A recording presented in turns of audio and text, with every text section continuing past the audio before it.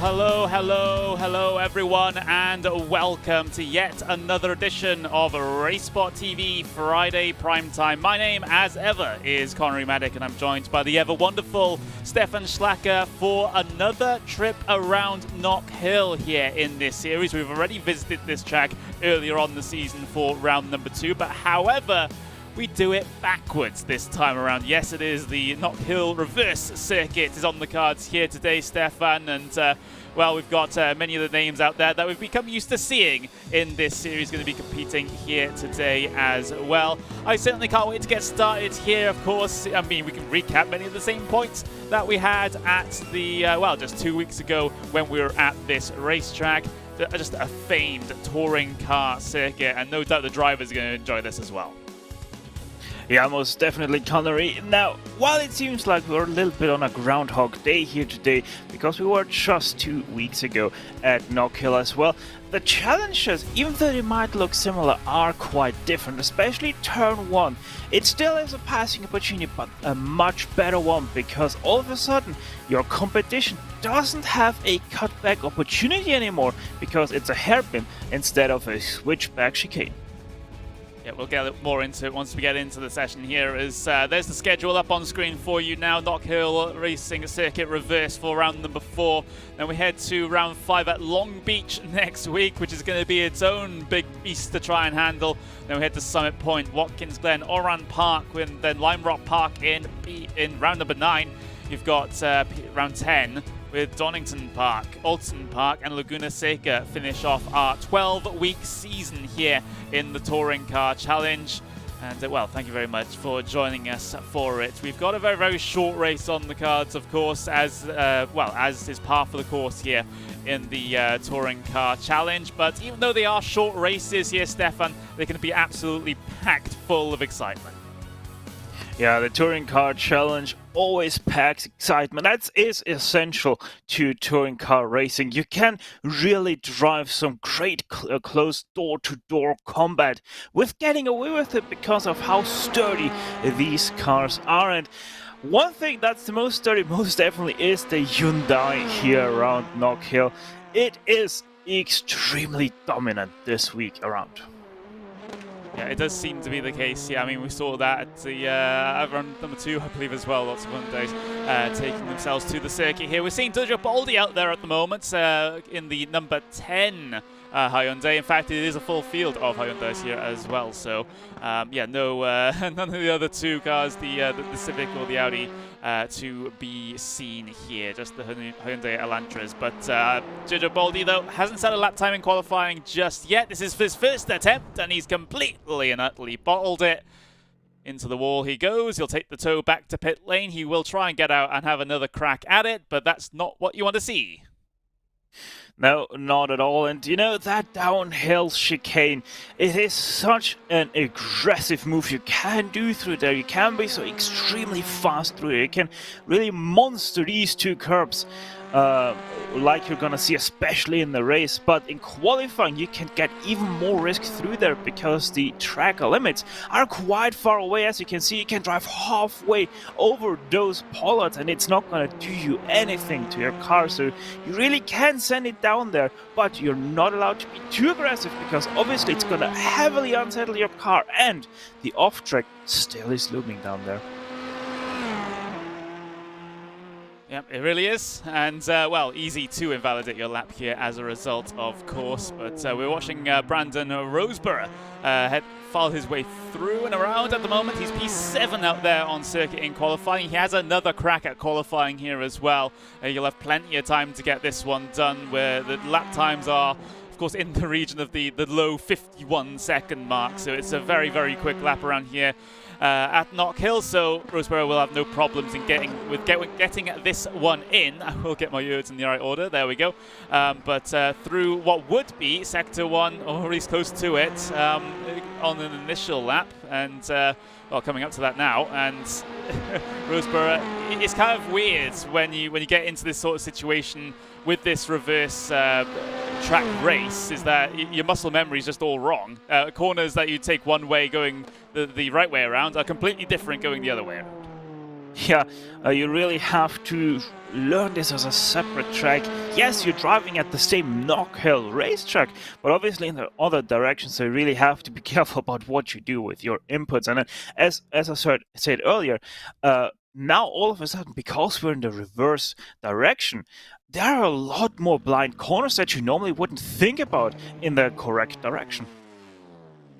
Yeah, absolutely. It looks like everyone's pretty much done, though, as far as qualifying is concerned. Redford's just sitting out there on the starting grid, waiting for that time to tick down. It is Kira Wolf, though, that takes pole position with Kimmo Suominen in P2. Thomas Gibson, P3. Will Redford lines up in P4. We'll get our full starting grid in just a couple of moments' time as we wait for that session to transfer over into racing mode. And we can get to this race started in a handful of moments' time. But with that, checkered flag, of course, is out in qualifying. We can now show you the starting grid for tonight's proceedings. Kira Wolf on pole position. Been a very potent driver so far this season, has Kira, with Kimmo Suominen in P2. Thomas Gibson in P3, Will Redford in P4. Dan Holland starts in 5th with Will Volks in P6. We've got P7 going to Brandon Roseborough with Sang-Jin Lee in P8, with Roman Pershuk there in the P9, with James Holman in P10, JB Masida P11, Lucas Henriksen P12, Johan Stolt in P13, with 14th going to Kieran Smart. Jack Forsey lines up in P15 with Benjamin Gregory in P16, and Jojo Baldi with no qualifying time set will start at the very back of the grid today. So there we go, that's the look top to bottom of your starting grid as drivers get themselves ready on that starting grid, of course facing the wrong way, at least under normal circumstances. Turn number 1 here, of course, will be the hairpin down at Taylor's. So it's going to be potentially an issue. We're trying to get all these cars filed their way through there all in one piece. But we'll get to see that in just a handful of moments' time here. We only have 2 cars yet to take themselves to the starting grid here, Stefan. The tension's pretty high. The tension is very high, and from my experience that I've seen thus far, it isn't over until you've crossed the start-finish line a second time. Here we go then, we're going to have more touring car action here at Knockhill. The green flag is shown and they're off and away. Kira Wolf, good start from pole position, able to gain a little bit of momentum here on the way down in towards turn number 1 soon, and still trying to challenge around the outside for the first time. Gibson and Redford also trying to sort themselves out for P2 as Suominen gets a bad run through the corner. He's dropped back into that battle for P2 now. Kira Wolf able to get away a little bit at the very front of the field, at least on this initial start. Everyone trying to fall back in line here as Redford tries to challenge Thomas Gibson at the moment, and well, he can't get anything done coming through there for the first time. Remember, 15-minute event, not too much time to try and get your passes done here. This is why things tend to be pretty frantic on a race start, but I'm pleased to report that everyone's got themselves through on the first lap unscathed. Yeah, so far so good for all of these guys. That's great news, because that's the first time I've seen these guys tackle the first lap without a single incident. So everybody's still running field, still extremely tight together. Pretty much no gap whatsoever inside the top 10, all the way down to 9th place. That's where the real first gap is, because there's a little bit of a battle brewing between 9th and 10th.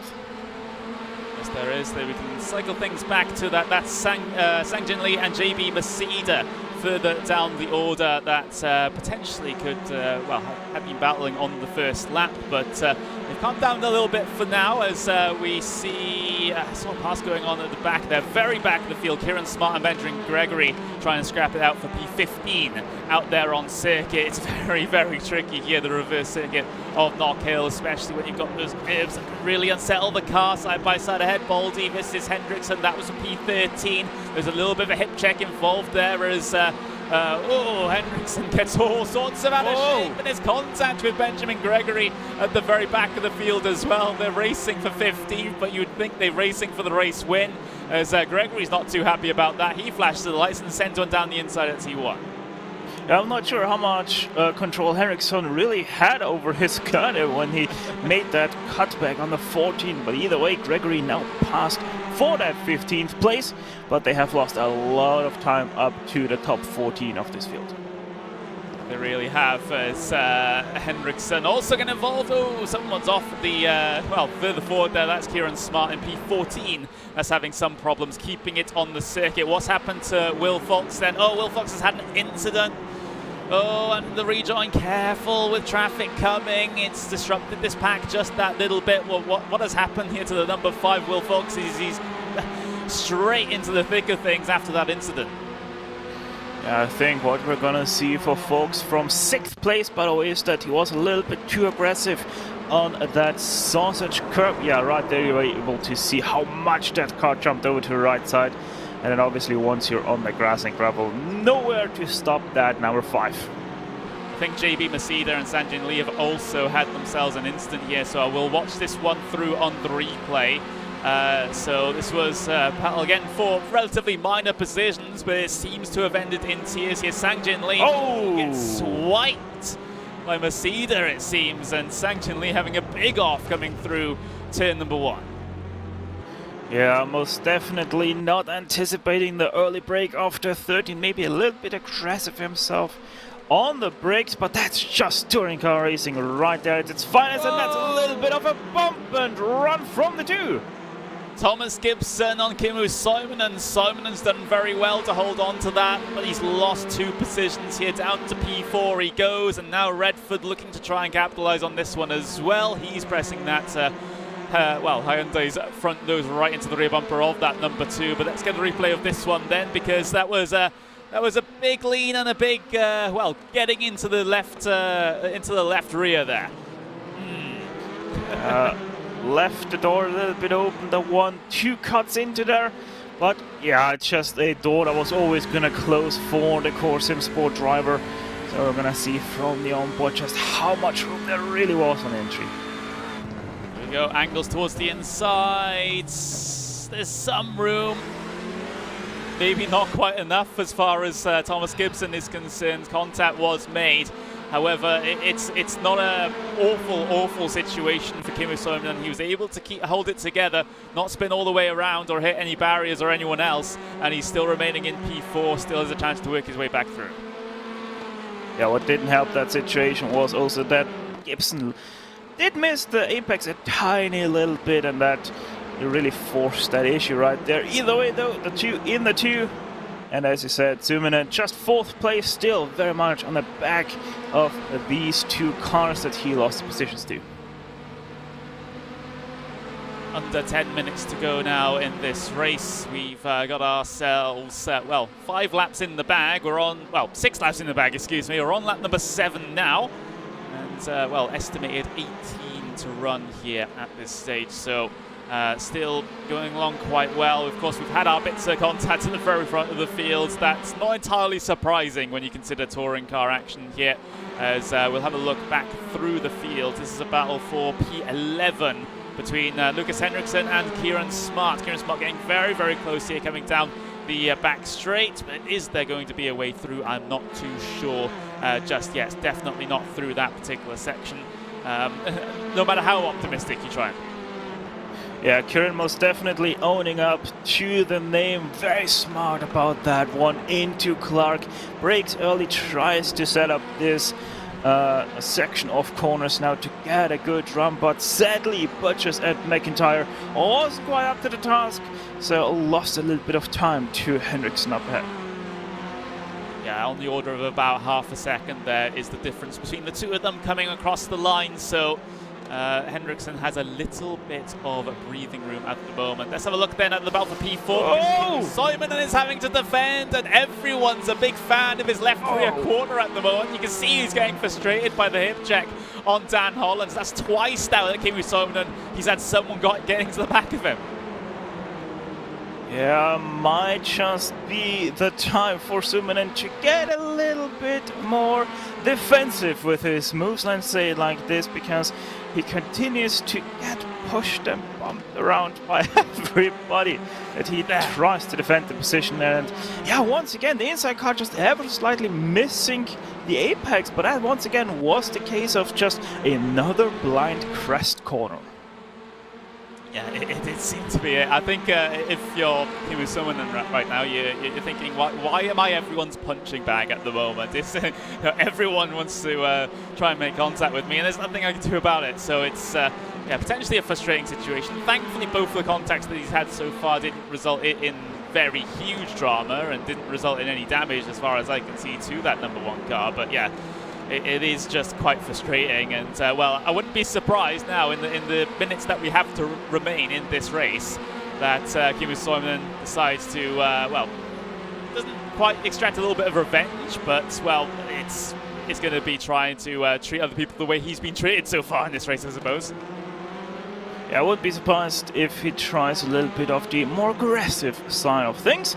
Would only be to be expected from the one, but in all reality, I don't think there should be too much grudging hold against these guys that passed him, because let's be honest, the way that everybody is looking against him, they're all slightly driving away from him. Now even Holland is ever slightly creeping away from him, especially the pack up in front, because Gibson has caught up with Wolf. He has, and well, we've got a 3-way fight for the race lead potentially at the end of this one. 6.5 minutes to go, coming across the line. Wolf leads from Gibson, from Redford. Those are the 3 cars that you see right now on the way down in towards turn number 1. No angling or showing of the nose down towards the inside just yet. Still a little bit of time left in this race, and they're quite clear as far as the gap back to P4 and 5 with Dan Holland and Kimi Suominen. So they can afford to fight on the last couple of laps if they want to, without any of those extra third parties trying to get themselves involved. But Kira Wolf's gap that was established in the early portions of this race does seem to have been swallowed up a little bit. That's not ideal though from Gibson. Hop, jump and a skip over the curb. Hopefully he hasn't got himself a slowdown penalty as a result of that. Looks fine. And the good thing here at Knockhill is that it seems to be rather difficult to pick up any slowdowns. So these guys can just take those curbs pretty much at their own wheels. There's a little bit of a look there from the number 2.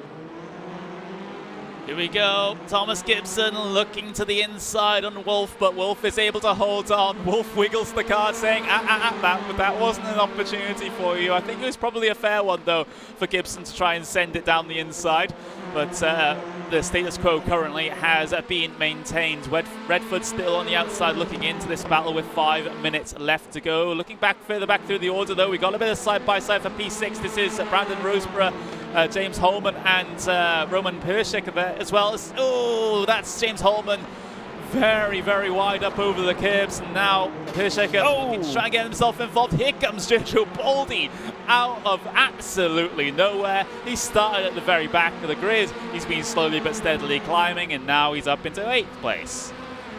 Yeah, Pershik has been side by side with Roseborough since turn 1. So Pershik really on the back foot all of a sudden from attacking P number 6, now back in P number 9 because of a small little mistake through climb. And it only takes a small little mistake around here because everyone seems to be so close in terms of pace. That little mistake, well, it means a lot. It gets you put offline, and as soon as you're offline, when, well, there's an opportunity for those drivers behind you to try and get themselves past. But well, Kira Wolf still leads this race though, has been pretty faultless since the start of the race, has been able to hold that race lead, at least so far, but you know, the only point where the race lead matters is on the end of the final lap, and well, it's not a given that we'll be able to get there. Yeah, the way it's going, there should be another 4 laps, including this one, if I have the right calculation here quickly in my head. And you know, it's getting a little bit interesting because Dan Holland is starting to keep the gap steady to the top 3. So if they start to find and start to make mistakes, like there you saw Thomas Gibson being well off course there, another time well off course, and that's a heavy bump to his car as well. Keeps it miraculously under control, but has a slowdown to surf. Yeah, he's pushed the issue over that curb too many times, and now he's gone over the limit, and iRacing, the automatic system, has decided that's a little bit too much of a corner cut this time around, Gibson. and it's given him the slowdown penalty. As a result, it might be able to bridge the gap between this little grouping of cars and the one behind, Dan Hollands and Kimmo Suominen, trying to close up, and they're very much established in this train at the moment here as well. It has given Wolf a lot of breathing room at the front to work with, about a second back to Redford now, and that's not an easy gap to try and surmount. Yeah, this also is now opens up the question towards Thomas Gibson if he was just pushing too much for his own good to keep up with Kira Wolf, or if Thomas Gibson, look at that once again, oh, in the background! Dan Holland, too much over the curb, completely unsettles the car and has a heavy impact with the tyre barrier, and that's the wait to rejoin the circuit as well in a safe fashion. Let's take a look at the replay of that one. Yeah, that's the risk you take when you try and attack the curbs here at Knockhill. Yeah, especially with the long wheelbase this Hyundai has. It is easier to just hit the bump wrong, and my goodness, he was well offline. Might just have pushed too hard into the turn there, because that was nowhere near the line he should have taken. Yeah, nowhere near. It was sort of the line that Thomas Gibson was trying to attempt. We tried to tease the track limits there, but again, just pushed it that little bit too much far, and that is just what happens. Minute and a half to go then here at the Knockhill, but reverse, of course. We do have to add that qualifier onto it. Wolf still leads, well, as Wolf has done so since the very start of this race. Across the line, the group of them come. The front three have been able to, well, extend the gap back to Suominen at the moment, and you know, as a result of the incident that we just saw, it's kind of caused Suominen to slow up just that little bit as well. So it's that's why he's lost a little bit of time compared to the front three. But we are getting in the very late stages of the race now. We've got well, this lap, the end of this lap, and one more lap to go here, and then that will be the end of it. And well, Wolf has done a fantastic job. Like I've said, over half a second is the gap between P1 and P2. It requires an absolutely mega lap for Redford to be able to do anything about the race lead. And in fact, he might be more concerned about Gibson behind in P3. And the thing is, if Gibson is going to try to overtake right now, which he most definitely looks like willing to do, but that's a little bit of a mistake there onto the final straight here. This will seal the deal probably for Kira Wolf and her winning this race. Committing around the outside, looking for the switch back off the corner is Gibson. Nope, doesn't quite get it. He'll have to try and fight this one elsewhere, as we'll ride on board with him then to see where he potentially could make this pass. Coming down that back straight now, draws himself right up to the rear bumper of the car ahead of him. Still no opportunity to try and squeeze his way by just yet. There's a very limited opportunity to try and get yourself by through here, especially at the reverse version of this circuit, coming through the little S's, and well, there's still no opportunities for Gibson to try and work his way through that on the brakes move down in towards turn one. Number one is the most obvious opportunity, but no opportunities for the rest of the lap. It's been a fantastic race though for Kira Wolf, who comes across the line to win here in the strength of field race in the Touring Car Challenge. I sounded kind of confused there because Thomas Gibson, he lost a position coming across the line to Kimmo Suominen, and I didn't quite see what happened. No, me neither. Very, very interesting. Maybe had a slowdown that he tried to serve? Yeah, let's have a look at it. Here he is coming up towards the line. Oh.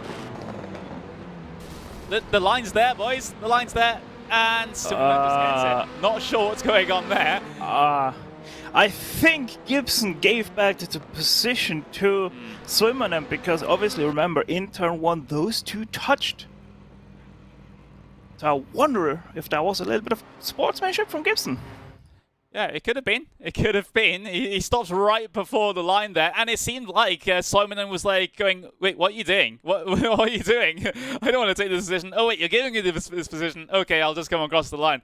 But yeah, that was a little bit of a weird one at the very end of this race here at Knockhill, as we'll get to see our official race results. Kira Wolf takes the race win by just over half a second back to Will Redford. Then Kimmo Suominen gets promoted up into P3 thanks to the kindness of Thomas Gibson in P4.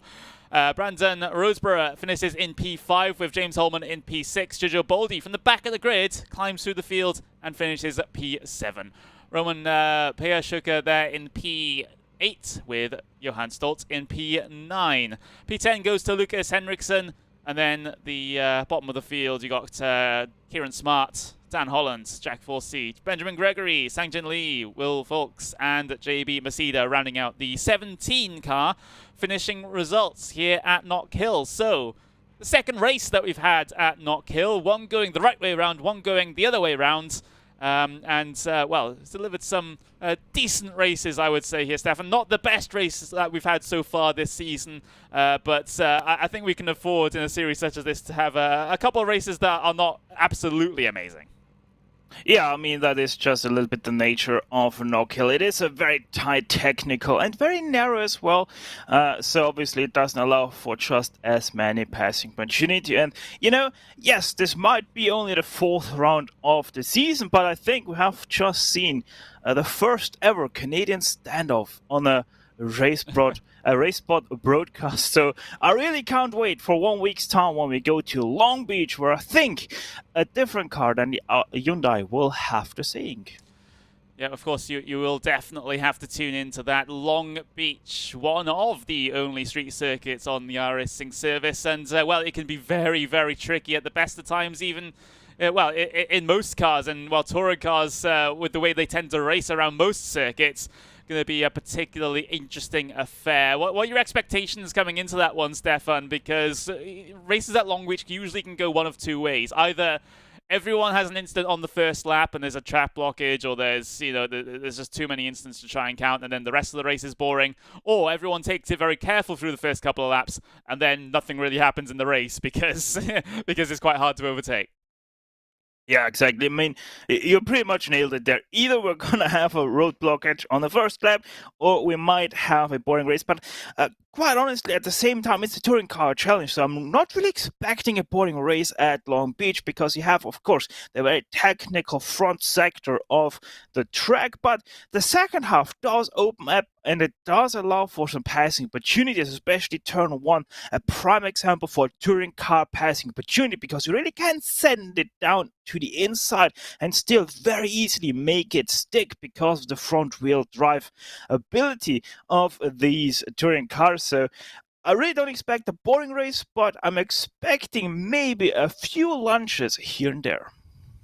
I mean, we can always expect that here in the Touring Car Challenge. But with that, that is all that we are going to have time for here today. Thank you very much, everyone, for joining us for our weekly event here, RaceSpotTV Friday Prime Time. Well, we've had round number 4 in the books here of the Touring Car Challenge, but same time, same place next week, we'll get to see these cars head their way around Long Beach, and it's certainly one that you do not want to miss. We'll be here for it, but for now, we'll have to say goodbye.